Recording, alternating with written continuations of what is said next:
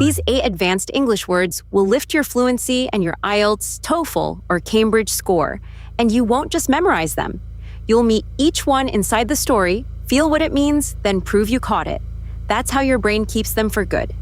They found the Wanderer 800 miles from any shore, her sails full, her wheel turning gently, and not one living soul aboard. There was no blood, no damage, no sign of any struggle. The crew had simply vanished from a ship that was in perfect health, and the truth, when it finally came, would be stranger than any of them dared to guess. Captain Hale brought his own ship alongside and boarded her with 3 of his men. The Wanderer was no broken wreck. By law, she was a derelict, a ship abandoned at sea, and yet she sat the water beautifully, her timbers sound, her cargo lashed and dry.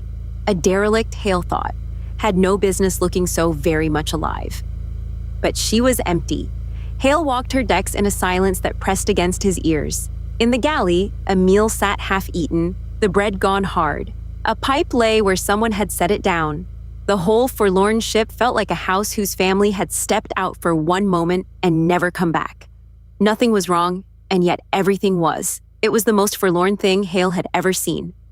His men began to speculate at once, their voices low and uneasy. "Pirates," said one. "Mutiny," said another. "A plague, a madness, a monster risen from the deep. Sailors love a grim tale, and an empty ship is the grimmest of them all." But Hale said nothing. He had learned in 30 years at sea that the truth is usually quieter than the story, and so he kept on looking. What he found in small things.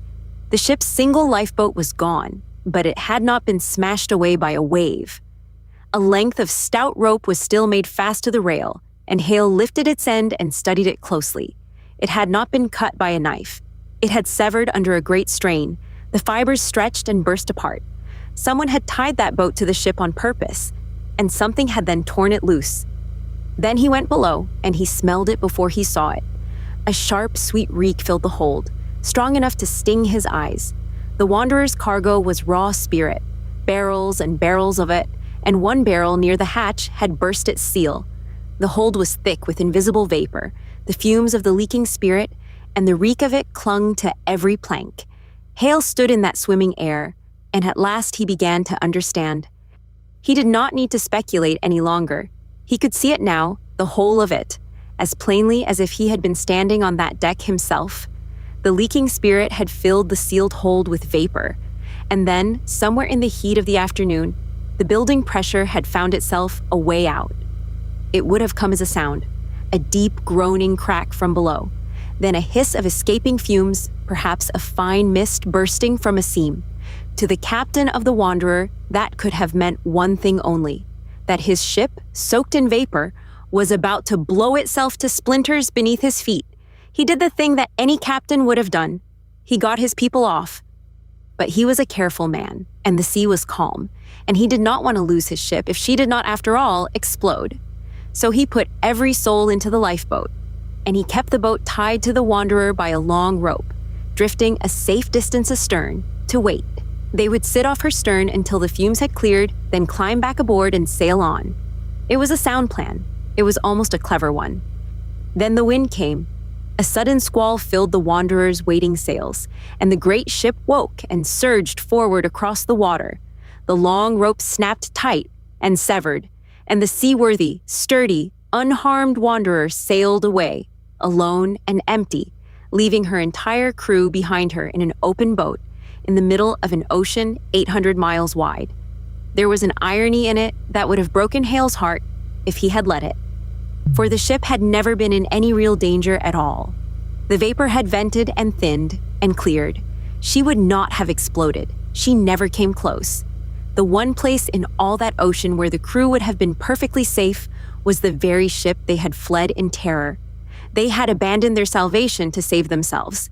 And the bitter irony of it was that their own caution, and not the sea, had been the thing that killed them.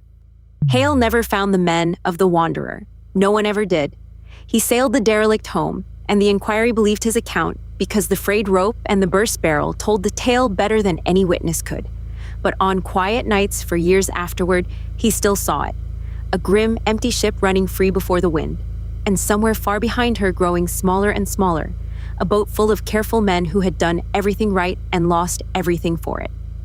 Now, did you catch all 8? Let's find out. An adjective meaning bleak, harsh, and forbidding.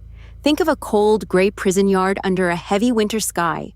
An empty ship far out at sea is one of the most this of all sights. The men traded what kind of tales of pirates and monsters in the dark?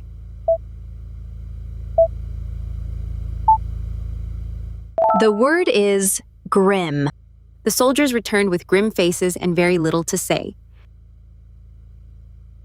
A verb meaning to smell very strongly and unpleasantly. It's what old rubbish does on a hot day, filling the room with stink. The leaking barrels made the whole ship's hold do this. The hold would do what? Smell powerfully of spilled spirit, sharp enough to sting the eyes.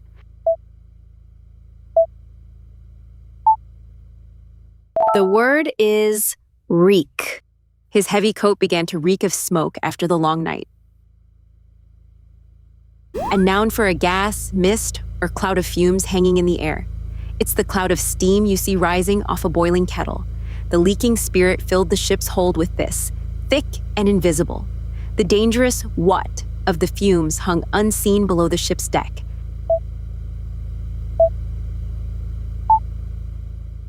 The word is vapour. A faint vapor of petrol hung in the air around the pump.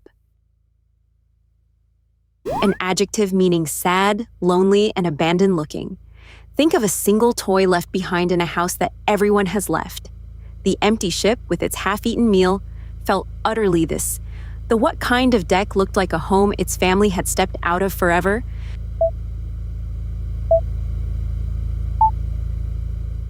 The word is forlorn.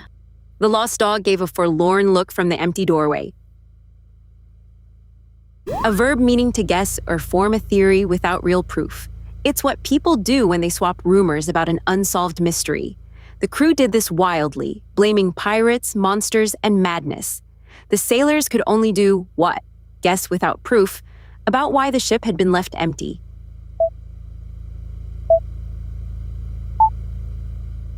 The word is speculate. Without any evidence, we can only speculate about what went wrong. A verb meaning to cut something off completely, slicing it apart. It's what a sharp axe does to a branch in a single clean blow. The rope tying the lifeboat to the ship did this under the strain. The straining rope would do what? Snap clean through, setting the boat loose on the open sea.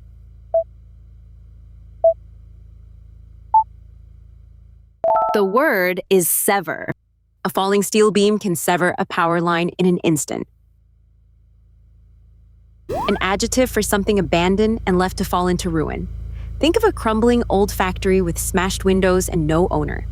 By law, the empty drifting ship was officially called one of these. The what kind of ship drifted with no crew, though her timbers were still sound?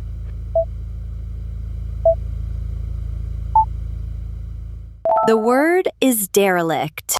They bought the derelict farmhouse and slowly brought it back to life. A noun for a strange twist where the very opposite of what you expect occurs. It's the bitter joke of a fire station burning to the ground.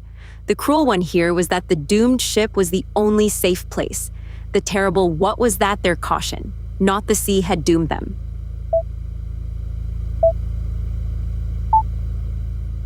The word is irony.